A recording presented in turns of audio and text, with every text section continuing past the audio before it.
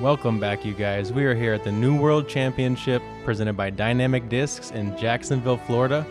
I'm Connor O'Reilly, joined today by my Latitude teammate, Kevin Kiefer. Hey guys, thanks for having me, Connor. Absolutely, it's a pleasure to be here. We're at the New World Disc Golf Complex. This is a golf course / disc golf course combo, and it's a well-designed track. It's pretty sick. It's like you said, it's a golf course / kind of technical woodsy course. They do a really good job of balancing it out with having to shape fairways and then also having a kind of well-rounded distance game as well. Yeah, great mix of holes, and we got a good mix of players. What do we got on hole one here, Kev? Hole one is a par 3. It's 416 feet. OB here early, and then woods here on the left. Players are looking to throw something stable out to the right and kind of flex lining it out to the right and then having it skip back left. First up, JohnE. Then we got to look at Luke Samson, Gavin Rathbun, JohnE McCray, and Paul McBeth. Looks like we have JohnE leading us off, a local legend in the Florida area, and just the wonder kid of age. To see this guy still throwing hard at this age and with some of the recent health battles he's had is just inspiring for sure. So he's going to go up the gut. Wow, yeah, that's oh my gosh. Yeah, unbelievable. He misses his line by a touch and almost rewarded with an ace. That is. A brutal roll away. Oh. He missed the basket. Missed the ace by a solid 3 inches and then rolled to outside circle 1. You're supposed to have a roller coaster throughout an entire round, but JohnE just one throw in already on the roller coaster. Up next, Paul throwing it out to the right. A little short. Didn't really get that big flare skip. Yeah, something to note is we've been battling with Hurricane Nicole that just passed through recently, and there's some wet patches of the ground still where the grass might play a little more grabby versus kind of some drier sand patches where you'll get the skips on. We got Luke Samson, champion of the Lake Marshall Open, the previous Disc Golf Pro Tour Silver Series that's wrapping around into 2023 points. So congrats to Luke. Definitely been playing well, and a good time of the season to get things going. For sure. Left himself with a circle 2 look on hole 1. Gavin Rathbun up next. He'll be going with a stiletto here. A super overstable. I believe I saw you throw that same one on hole 1. Huh? I did. It's a good disc. You know, you can trust it in a headwind, which looks like these guys have a little bit of a headwind here. Yeah, the wind was kind of playing off the left shoulder here. Gavin hit the one tree you really want to miss here. You want to contend with that one. Luckily, he didn't go OB. Yeah, not out of bounds, but almost equally punished. It's going to be tough to get up and down. I think Circle's Edge will be about the best bet, and yeah, that's just a little low. Gonna be Looked like tricky. he had a good angle on it, just a little low out of the hand. Yeah, like I said, if you kick left there out of that initial gap, it's almost as bad as going out of bounds in terms of you're pretty much taking a 4 unless you make a miracle forehand roller or something. I don't know how you really get to the pin from there. Yeah. Luke Samson from about, looks like 70 feet. Yeah, so a little too much angle out of Luke's hand, but gave it a good strong bid. That right to left wind that it looks like those flags are showing might have lifted his putter some. Yep.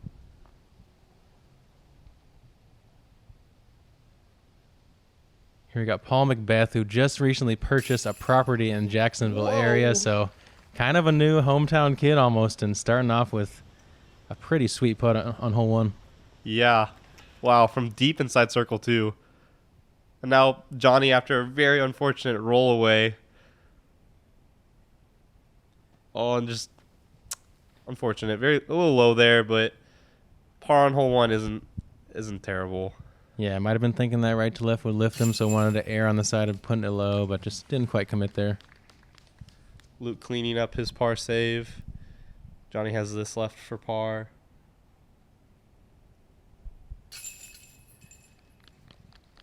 And then Gavin not starting off how he wants, but, damage control. Just took a bogey. Nothing crazy. Yeah, and hole 1, not the easiest birdie to grab. Definitely looking to score a par at worst for most players of this caliber, but a lot of golf left and a lot of par threes coming up to be able to recover some of those strokes on. Here's Paul from 60 feet. Look at the focus. Watching the disc all the way to the chains. Oh. Make sure you keep your eyes on the target, kids. Sneaking it in that low left. Love it. Here we are on hole 2. This one is a par 4 at 606 feet. Very interesting hole design. I really enjoy this one. You kind of come out of an initial gap into the wide open Florida fields, and then we got some nice little palm trees, double mandatory here, almost creating this tunnel shot for the entire fairway, even though it's wide open airspaces. A lot of players are going to like a straight mid-range or maybe a fairway driver off the tee. We can see some limbs on the ground from the hurricane. Shout out to the crew that helped clean the course up. It looked great for us out here today, and yeah, it's always nice to have hard-working crew, especially in some adverse conditions. Paul up first, going mid-range. This looks like it's going to be center cut. I personally, I'm a backhand dominant player. I personally like to throw out to the left side, so I have a hyzer in through that the double mandos. Yeah, definitely a good thing to think about on a hole like this when it can kind of feel routine and maybe you just think about playing it straight. Something like thinking next level like Kevin's talking could really help you have a more comfortable approach and be the difference between a par and a birdie. For sure. Oh, a little too much angle. Luke's wanting that to get down quick. If you get far enough like Luke did and left, that angle's really pinched. It's going to be hard for him to get the disc into circle 1 from there. And I got to say, I gave this compass and a little trade to Gavin. He wasn't loving his mid-ranges, and he said he's been throwing it extremely well recently, so it's great to hear. Those are... And a perfect shot here. We'll be looking to have like 300 feet into the pin. JohnE will have a hyzer shot in. This disc is going left on him. Yeah. Just outside circle 1, though. Yeah, not exactly where you're looking to be on a relatively easy par 4, but JohnE has a chance to get that circle 2 putt warmed up, and on a long course like this, he's probably looking to score some good circle 2 putts if he wants a hot round. Wow. And Luke really getting back on there. Great shot into into circle 1. Yeah, great angle commitment to even have a chance to be at the edge of the circle there. It's tough to get all the way back left from that position. Gavin showing that he's a solid two-way player. Chose forehand or backhand off the tee and then flipped it up to the forehand on the approach there. Paul up next. Backhand putter into the green. Beautiful. Yeah, solid speed right there. Just what he needed. JohnE just outside circle 1, looking at his birdie putt.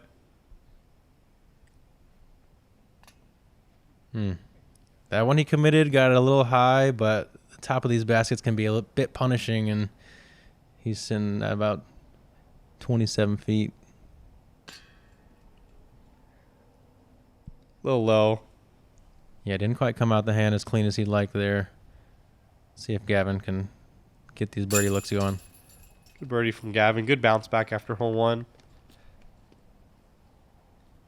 Yeah, I think most players in the top, towards the top, especially the top 10 players, most likely the top 25% of this field are counting on a good putt on this hole. Definitely something inside circle 1. This is a good pickup by Luke. Luke waving to the crowd, probably getting a little extra enthusiasm with some of his recent success, and very likable player for sure. Paul cleaning up, 2 for 2. Good start for Paul.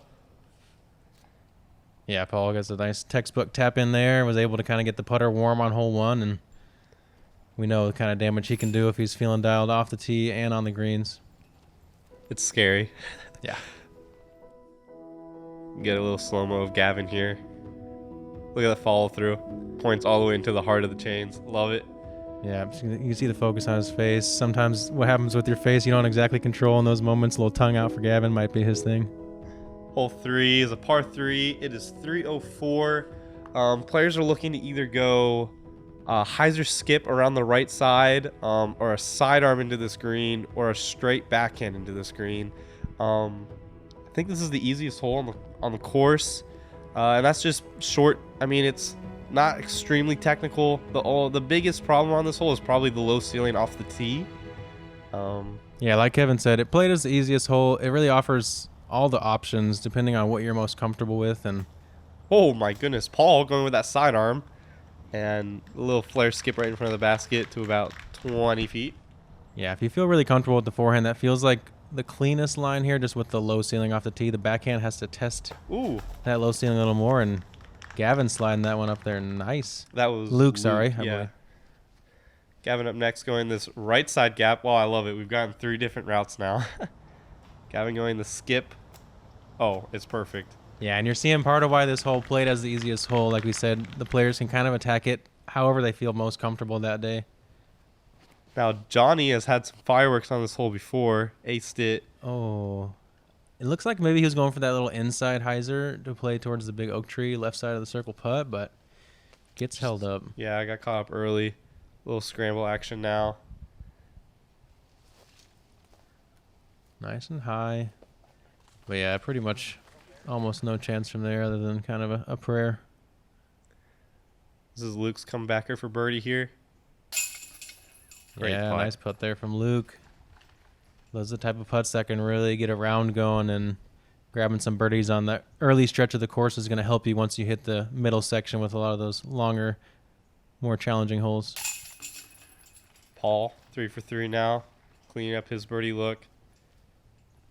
Those are good putts too, like Connor just said. Like, those are the ones that kind of testers, right at circle's edge. You get those, it starts building confidence early.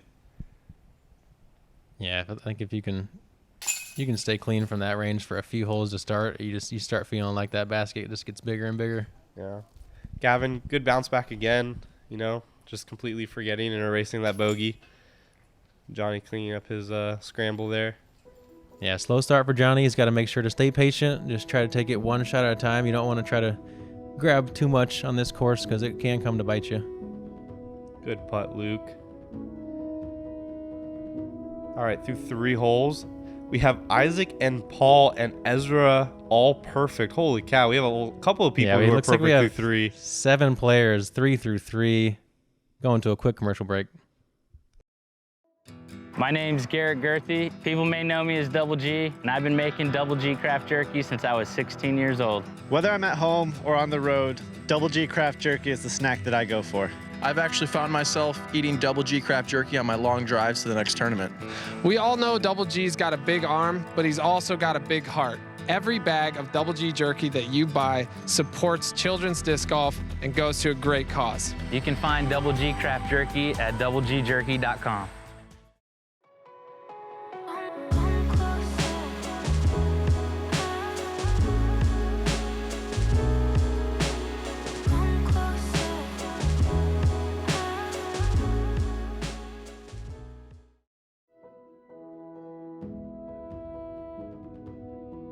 Here we are on hole 4.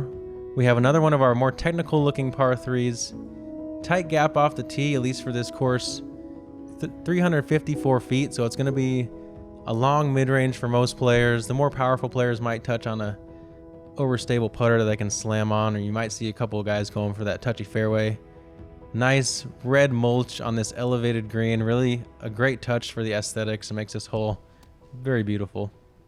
Paul up first. Just a backhand mid straight at it. 60 miles an hour. Yeah, playing a nice smooth speed there and just making sure he hits his angle. Looks like the wind looks like kind of a non-factor right now. They're kind of tucked away in the trees here, but it looks to be pretty chill out there compared to what we've seen in practice the last few days. Oh, Luke getting caught up here earlier, but fought through. I mean, he'll have a long look. He's inside circle 2 there. Yeah, this one's raised up enough on that green to where if you give it a chain height run and don't catch anything, you could have a circle's edge comebacker. So definitely a little extra to think about on this green. Gavin up next, just sliding it up there. That's pretty much the goal. You want to be touching the wood chips or the green here. Yeah, if you can slide right up to those railroad ties, you're looking pretty. Or honestly, anything that gets around pin high like JohnE just did is gonna be great here.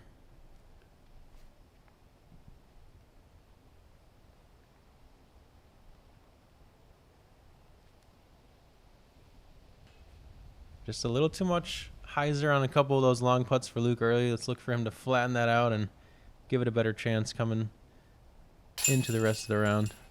Paul, good putt there from about 20 feet. Going 4 for 4. Respect, a great start.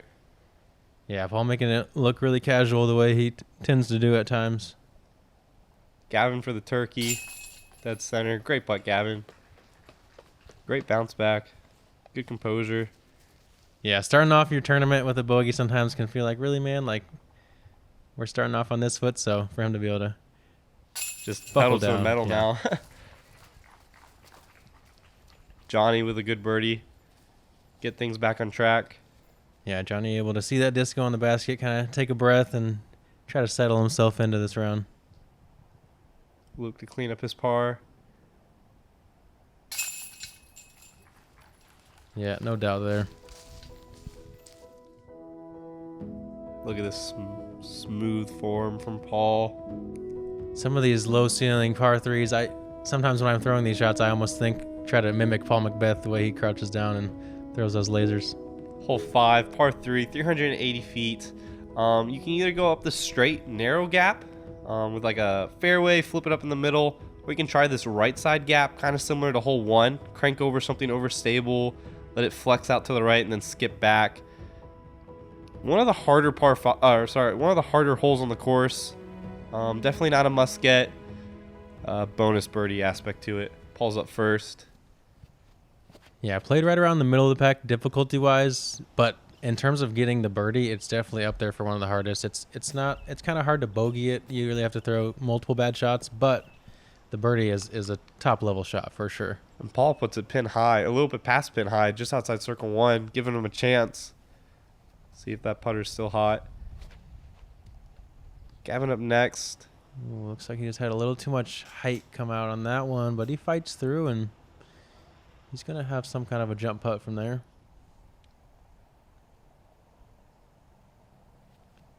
JohnE electing for that short little 3-step run-up, keeping it compact, trying to make sure he hits his timing, and Yeah, that's a well-thrown great shot. Through that, kind of like the flex line there, and great filter into the green. Here we got Luke reaching on his stall. I believe he's probably looking to hit this nice and flat.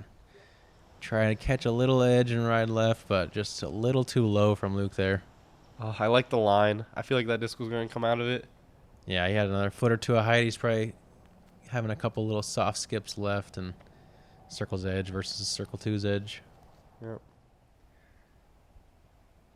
Okay, so it looks like Gavin's having to contend with some of those low limbs over there, and looks a lot harder than what we might have thought from over there. Paul has this left for his birdie. A stretch out straddle. Oh my goodness. Wow, trusts it at the trees, nice and flat. Shows off some flexibility. Paul McBeth is 5 through 5, and That's a hot start. yeah, I believe only Paul McBeth and Ezra Robinson started 5 through 5, and unfortunate opportunity missed there for JohnE. Just having some putting woes. He's throwing the disc great. I mean, he's honestly just executing on the driver. Just He might just not be used to that beard not being in the way, so having to kind of figure out how to reactualize the stroke. Definitely the problem there. Gavin cleaning up his par. Not too stoked about it. Well, yeah, great birdie by Paul. Yeah, no doubt. Paul really coming out clean. Luke's had a clean card as well, but not maybe as hot as he'd like. This front stretch of the course is definitely in the easier parts of the course. I'd say those first 5 holes, definitely you want to grab 3 or 4 of those. If you're shooting hot and you want to scorch the course, why not just grab all 5 like Paul McBeth? Yeah, this is kind of the harder part of the course. Hole 6 is one of the tougher par 5s. This is actually the hardest hole on the day.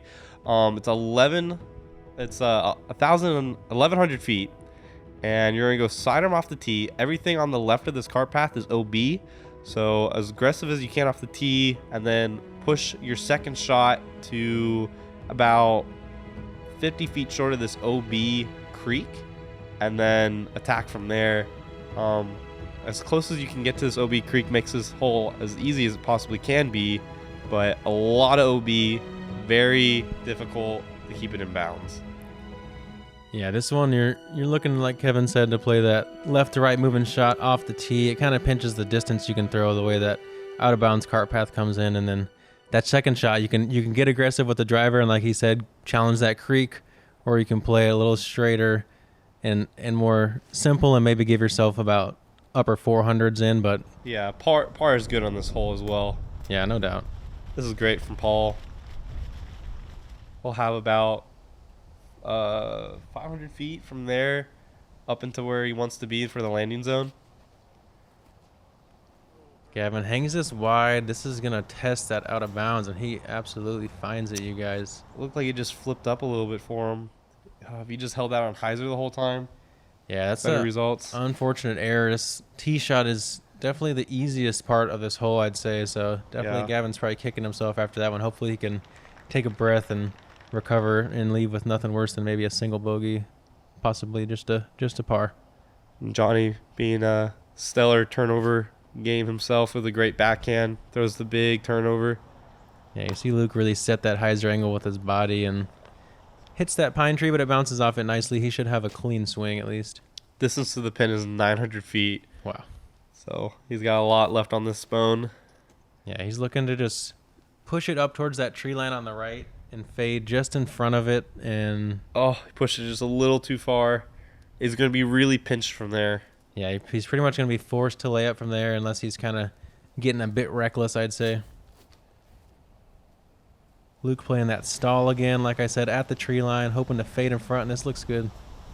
Oh, it's perfect. Great shot from Luke there. Doesn't even contend with the OB on the left. I don't have the choice to either go aggressive there and go for the pin or lay up and have an easier par.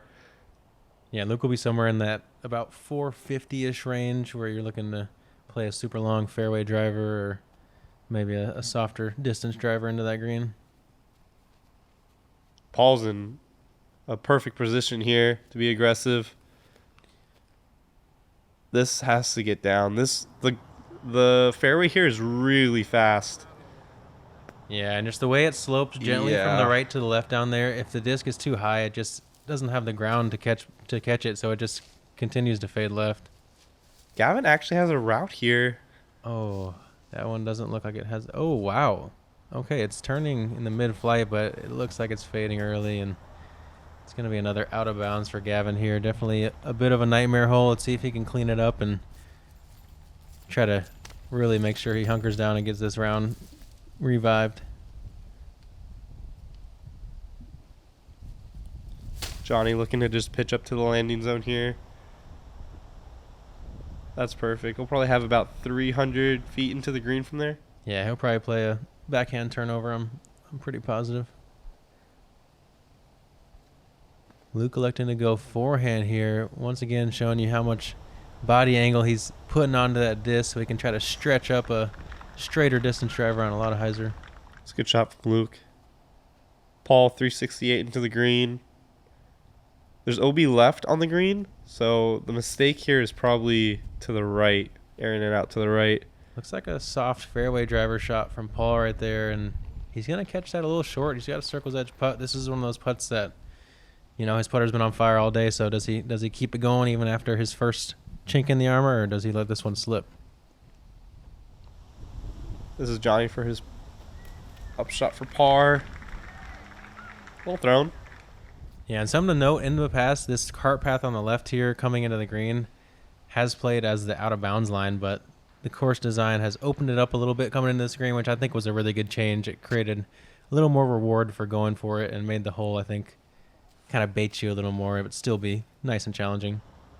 Wow, Paul actually left him a lot more than just a circle's edge look. Looks about 40 feet, 45. Yeah, He misses right. definitely had the want on that one, but just, yeah, hung it out there a little bit. This is Luke for birdie to pick up strokes on the whole card and most of the field. Oh, and just low. Yeah, Luke's had a couple long looks now, looking to give himself some better opportunities. You can see the wind is probably gusting and swirling. It was a bit unpredictable today. Good hit from JohnE, getting that putter going. Par in hole 6 is good. Yeah, Johnny's got a very unique putt. For some of you newer fans who maybe haven't seen Johnny play, he's a legend in the game. Make sure you go look him up and see the type of game he's got and what he's done over the last decade plus in the game, and he really flings that follow through leg up there, and it's fun to see the commitment on his putt. For sure. Gavin tapping in his double bogey. Yeah, so all those birdies Gavin just got himself, he kind of just gave away, but good thing for him. Yeah, it happens. It happens on this one. No doubt. Like we said, played the hardest on the course and showing why right there. High left, stick it in that basket. Good follow through. Talking about that follow through. Yeah, no doubt. Very memorable watching JohnE putt the disc. Ezra Robinson, still perfect. Or I'm sorry, he is one off of perfect right now. 5 down through 6. That's a hot start. Yeah, looks like Ezra able to keep it clean on hole 6 and be the hottest score through 6 holes on the course. Here we are on hole 7. A really tricky par 3. Probably one of the hardest birdies, if not the absolute hardest birdie out of the par 3s on this course. 467 feet. We've got this mandatory forcing you left here into the gap. You'll see a lot of players play a safer kind of backhand, right-hand turnover shot just for a really long look. If you want to get a birdie, I think you almost have to throw a backhand roller as a right-hand player. The big forehand can give you a long putt as well, but most players are pretty happy with a par here and not really betting on birdie.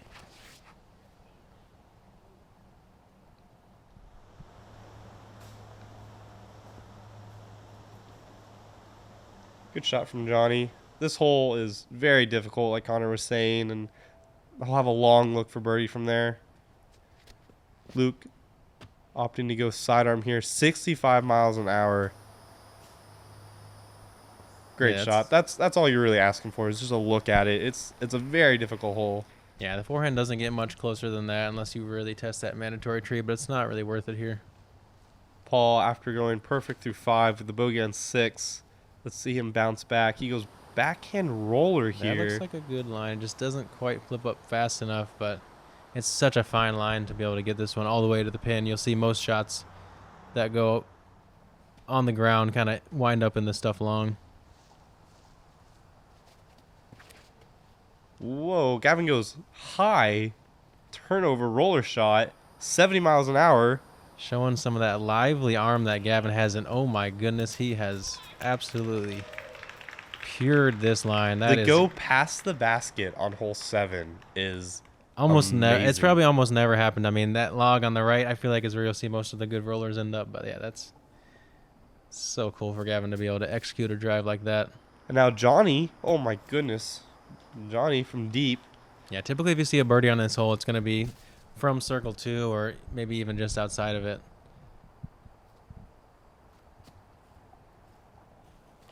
Oh, good runs from these guys. Luke also giving it a solid bid. Oh, doesn't look really happy with it. He wants that birdie. Yeah, he knows it's a bonus one. Yeah, and I feel like he knows he's left a couple long putts out there, so for that one to be right there, he probably felt good about it out the hand. Gavin for the extra bonus birdie here. Yeah, very well done. Gavin was one of 3 birdies today. Noah 5-ash and Terry Roethlisberger also got the birdie on this hole. It's truly an amazing get. It feels like an eagle. No doubt.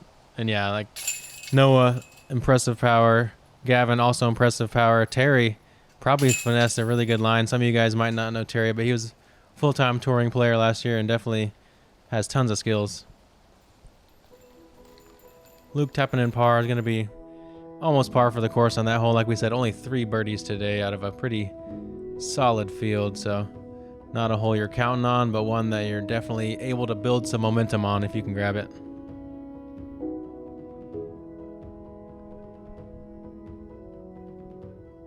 Here we are on hole 8. It's a par 4, and it's going to be a pretty tricky one. The way this drone flying to the right out over the out of bounds is how most players will fly it. You'll see the cart path to your left. We actually have to land left of that, and that'll be inbounds. And for the second shot, most players are going to have 450 to 500 into the pin and have to decide whether they want to hang it out over this out of bounds that the drone is flying over and into this tiny little green. But we also have left of that cart path where it splits is inbounds, so you can play it safe over there and try to take your easy par. This one is a tall task to birdie, and I think going for the birdie here is part of what makes this hole tricky. I think if you try to play it for par, it's pretty simple.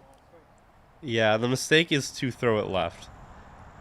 Oh, and Gavin just trying to bite off more than he can there.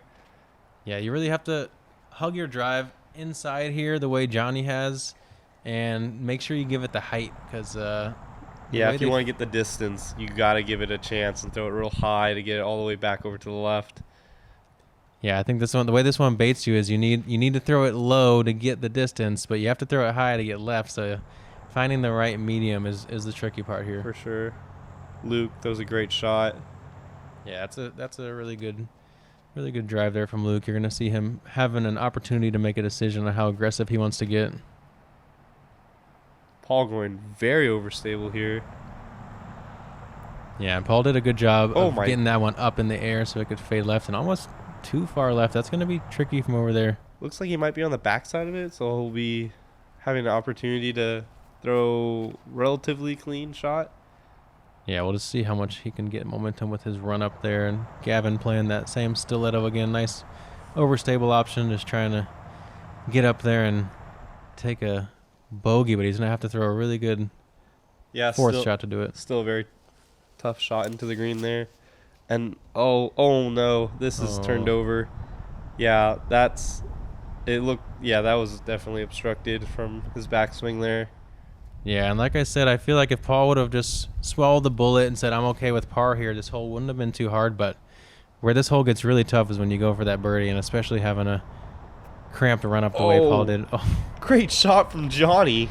The ripping headwind there. Yeah, that's a big trust to hang it out over the out of bounds there. And JohnE showing that he can still throw the disc with the best of them, even at his age. Luke also going for the green here. Great height from Luke. Wow. And he jumps over the elevated basket. Wow. Just inside circle one, so we'll have a good look at it. Yeah, you want to kind of come into this green and either check up in that grass, or you don't want to hit those ties with too much speed. So Luke kind of had an interesting reaction. Oh, and like I said, Gavin hits those ties. And talk about the interesting reaction. Dang, some unfortunate rollaways here. Yeah, Gavin's been put through quite the test so far on the front nine, and he's been sticking through and still battling. So let's see how he can continue to keep it going and close out this front nine. Good upshot from Paul. Good putt from Gavin, saving his bogey. Yeah, it's a great putt right there from Gavin. He could have felt kind of victimized by that little bit of rollaway, thinking, I should be parked for my bogey save, but instead he just keeps his head down, focused on a committed putt. And wow, great get from Luke here. It's a great birdie, great pickup. Absolutely, you can see the kind of swagger in Luke's step right there. He knows he got a good hole right there, and he knows he's been playing some good disc golf recently. And Luke keeping it clean through 8 holes. Oh, JohnE, just not the best right now on the green, but that's all right. JohnE will hope to turn that around in the next 10 holes. Yeah, Paul taking kind of an unforced error there, forcing that second shot a bit, but if we know anything about Paul McBeth, he has one of the highest ceilings in the game, and he knows what he's capable of, so it's hard to say no sometimes. Very aggressive player from Paul. It's because usually he gets them. Yeah, when you've had the success rate Paul has, and when you just want to be / kind of are the best player of all time, it's easy to convince yourself, like, yeah, I can do that. Hole 9 here, last hole on the front 9 here is a par 5, 1,008 feet. There's OB here in the middle. Players can elect to go either on this left side or right side. The drone's flying on the left side here. You're going to try to push it probably as far as you can straight, and then throw a hyzer into the second area. There's OB here on the right, and then a turnover or sidearm into the green. Yeah, you'll see a lot of second shots kind of end up right here where you see these trees on the right coming in. Left of the cart path, like we said, is inbounds here. And most players will have a nice little flat to fade forehand or a straight putter into the green from there, maybe a slight turnover. But a par 5 that if you throw 2 good first shots, you're kind of expecting to pick it up. Yeah.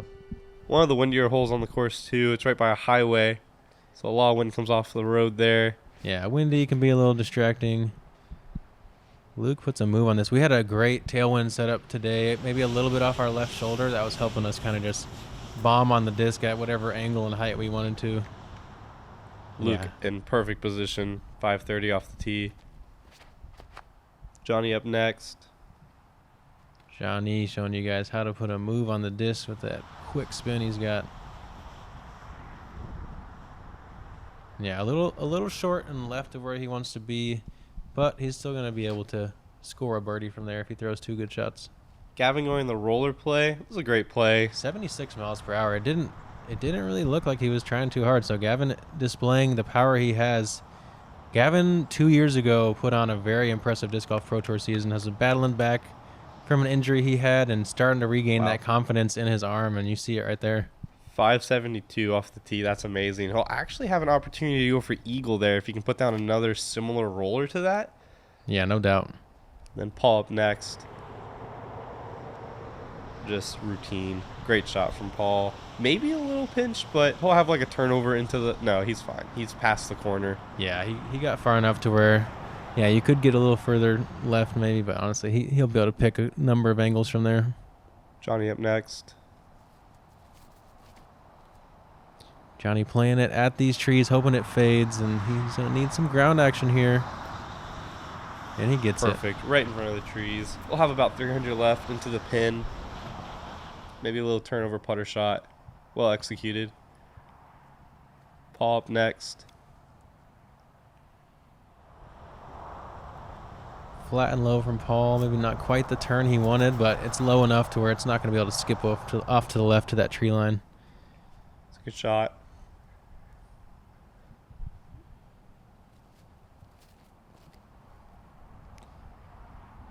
Good shot from Luke. As long as he doesn't get off to the left like Connor was just saying. Yeah, it's not. It's low enough. Filter straight. Little body English from Luke there. I think if he thought if he got low enough, the disc might rise a little bit and have some air up under it. Yes, definitely. And Gavin going to the roller. The aggressive play here. Oh my gosh. Looks like just a little too much cut, but he gets up there to almost pin high, and he's still going to have a really long putt at eagle and a very easy layup for a birdie. Yeah. Something to note here. The fence on the left here is OB, but it doesn't really come into play. Gavin throwing a great shot into the fence, pin high. Hopefully, like Connor said, very routine up and down there. Or maybe even something spicy. Yeah, most shots coming into that fence are pretty low at that point or dying out, or a lot of times it's those roller opportunities. So Luke with a routine sidearm up shot here. Basket's on a little bit of a mound here, but when you're within 100 feet, 150 feet even, it's pretty routine. yeah, that mound can come into play for sure, and like we said, it's an exposed green, so it can play a little bit of mind games for you, but when you're in the position these guys are in, you're definitely looking to be at the base of the mound at the worst. Gavin taking his meter off the fence. Having a jump putt for eagle here makes this hole pretty easy. well done, Gavin. Yeah, it looks like he kind of realizes that, you know what, my round's been up and down. Let me grab this, finish the front nine at 1 under par, and try to climb that leaderboard on the back. And JohnE, been a tough day for him so far, and that right to left wind just catches that steep angle that he likes to putt with and lifts it up. But great comeback, JohnE. good thing about the angle he likes is in that left to right wind, he can feel confident that the disc is going to drop out of the air, and shows it right there, jams in the heart. Yeah, this is where that green does actually get a little tricky, is when you have a tester and it gets away from you. Yeah, Definitely travels a little bit farther when it's elevated like this. Ran my circle too, ended up with kind of a longer one than I wanted and didn't quite focus, so this one kind of got me today. Good birdies from Paul, Luke, and Gavin. JohnE, still a good opportunity. Throwing the disc well, very well actually, this whole front nine. Yeah, there's been a lot of action here on the front nine. Paul came off to that hot start, 5 through 5, but kind of had some unforced errors there, getting aggressive on some of those longer pars. Like I said, trying to get those birdies can come to bite you on some of the long ones, so you got to throw some good shots and keep your head in a committed position. Been a lot of good action here today. We've seen Paul come off to that hot start.